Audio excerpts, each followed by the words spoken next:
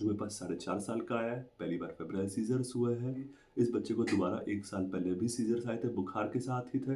दोनों सीज़र्स छोटे थे, दोनों में बुखार बहुत ज़्यादा था और ऐसे कोई क्रिटिकल पार्ट नहीं थी, बच्चा बहुत जल्दी एक्टिव हो गया। तो इसके लिए लॉन्ग टर्म इम्प्लीकेशंस क्या रहेंगे? तो मैं आपको बताया फेब्राइल सीज़र्स साढ़े 6 महीने से लेके 5 साल तक हो सकते हैं। अब हमारा बच्चा ऑलमोस्ट 5 साल का हो गया है और इसे 5 साल तक सीज़र्स आ रहे हैं। बुरी बात है। मतलब इसका मतलब क्या है 5 साल बाद आने की संभावना भी बढ़ जाती है। तो जितना सीज़र्स लेट आना शुरू हुए, उतनी सीज़र्स आने की दोबारा संभावना डबल हो जाती है। सबसे पहला, अगर आपका पहली बार सीज़र्स 5 साल की उम्र पे आया है, इतना बहुत हाई चांसेस है कि आपके बच्चे को सीज़र्स दोबारा आएँगे। दूसरा, आगे जो सीज़र्स आएँगे, वो बुखार के साथ भी आ सकते हैं, बुखार के बिना भी आ सकते हैं।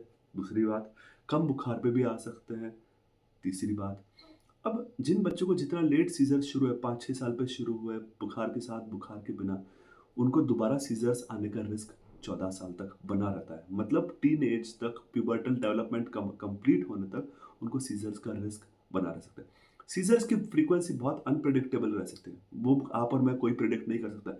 आने को अगले महीने, अगले 6 महीने, अगले साल, अगले 3 साल, अगले 5 साल कभी भी आ सकता है। ये गैप कोई प्रेडिक्ट नहीं कर सकता है। दिन में आएगा, रात में आएगा, कोई प्रेडिक्ट नहीं कर सकता है। छोटा आएगा, बड़ा आएगा, कोई प्रेडिक्ट नहीं कर सकता है। तो आपका सवाल क्या रहेगा? मैंने कोई टेस्ट करने नहीं करने। अगर आपका बच्चा 5 साल का है, पहली बार सीज़र्स आए हैं, तो बेसिक ब्लड टेस्ट जो मैंने पिछले वीडियो में बताया डेफ़िनेटली करने हैं। ईईजी वाला टेस्ट डेफ़िनेटली करना है, एमआरआई वाला टेस्ट डेफ़िनेटली करना है। क्यों? हमें पता करना है कि कारण क्या है। अगर कुछ कारण है तो मैं तुरंत ट्रीटमेंट स्टार्ट कर दूँगा। अगर आपके सारे टेस्ट नॉर्मल आए तो शायद ट्रीटमेंट मैं स्टार्ट नहीं करूँगा। एपिलेप्सी का ट्रीटमेंट नॉर्मल टेस्ट के साथ तब स्टार्ट करते हैं जब बच्चे को दूसरा सीज़र आता है, जो कि हमें पता नहीं कब आने वाला है। तो पहले सीज़र के बाद कभी भी हम मेडिसिन स्टार्ट नहीं करते। लेकिन अगर आपको 6 महीने बाद दूसरे बच्चे को सीज़र्स आ गया, तो डेफ़िनिटली मैं मेडिसिन स्टार्ट करूँगा। कितना टाइम दूँगा? कम से कम 2 से 3 साल दूँगा। अब आप प्रॉब्लम्स खत्म हो जाएगी क्या? आंसर बिल्कुल नहीं। मतलब क्या है? जो हम मेडिसिन्स देते हैं सीज़र्स की, ये ब्रेन करंट को दबा के रखती है। ब्रेन करंट को दबा के रखती है मतलब क्या होता है?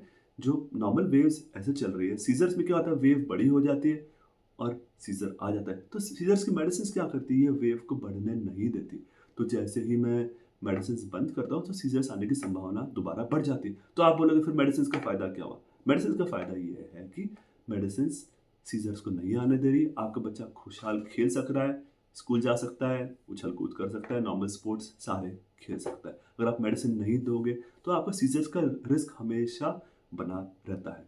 तो मेडिसिन बंद करने के बाद दोबारा सीज़र आने का रिस्क 10 से 20% होता है।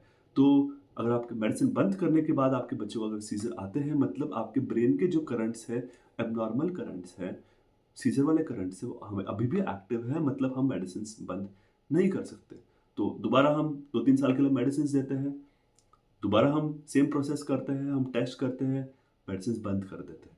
तो अगर आपके बच्चे को 2 बार मेडिसिन्स फ़ेल हो गई, बंद करने पे दोबारा सीज़र्स आ गए, तो मेडिसिन प्रैक्टिकली लाइफ़ लॉन्ग हो जाती है। अगर आपका और हमारा नसीब अच्छा रहा तो सीज़र की मेडिसिन जल्दी बंद हो जाएगी, बट ये बात भी प्रिपेयर्ड रहे कि मेडिसिन्स लाइफ लॉन्ग भी चल सकती है। आई या जिसको बोलते हैं generalised epilepsy with febrile seizure plus GEFS plus, मतलब किसी भी बच्चे को बुखार के दौरे 5 साल से पहले, बिना बुखार या बुखार के दौरे 5 साल के बाद, उसको बोलते हैं जीईएफएस प्लस, जिसमें हमें डेफिनेटली ट्रीटमेंट देना है।